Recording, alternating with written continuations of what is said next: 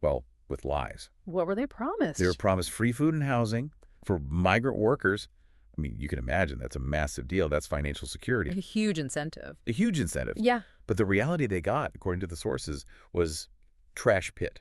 a trash pit. That's a quote. And the gap between the promise and the reality is the core of the alleged scam.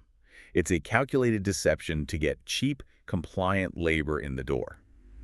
If a company is willing to do that, to deceive its own employees just to get them there and then house them like that, it makes you wonder what happens if someone gets hurt or tries to complain. It does. And that brings us to what might be the most legally explosive detail in the whole report. Okay. The existence of an illegal liability waiver. This isn't just bad policy. This is an alleged attempt to basically dismantle the fundamental safety net for your workforce. We really need to spend a moment on this. A liability waiver. What are they trying to achieve with this?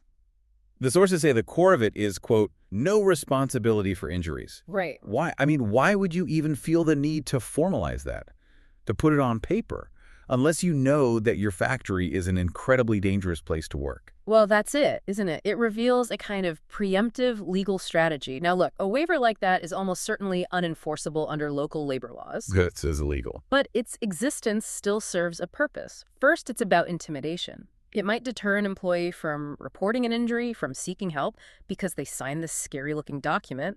But the main goal is to shift catastrophic costs. And when you say catastrophic, you're not talking about like a cut on the finger. No, we're talking about the huge financial fallout from a serious industrial accident, Yeah. long-term disability, a permanent injury, or even a death.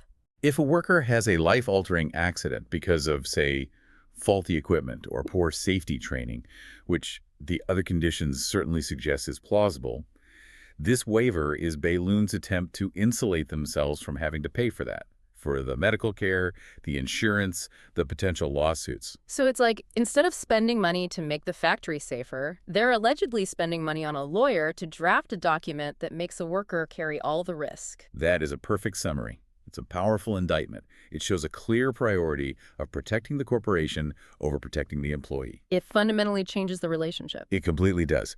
The company is allegedly outsourcing the human cost and the financial liability of its own operations onto the most vulnerable person in the equation, the individual worker, all while using its shiny Shanghai brand to sell those tanks for a premium. Let's zoom out for a second and connect these dots, because the sources themselves, they aren't subtle about how they frame this. They use hashtags, right? Like hashtag sweatshop and hashtag exposed. They do.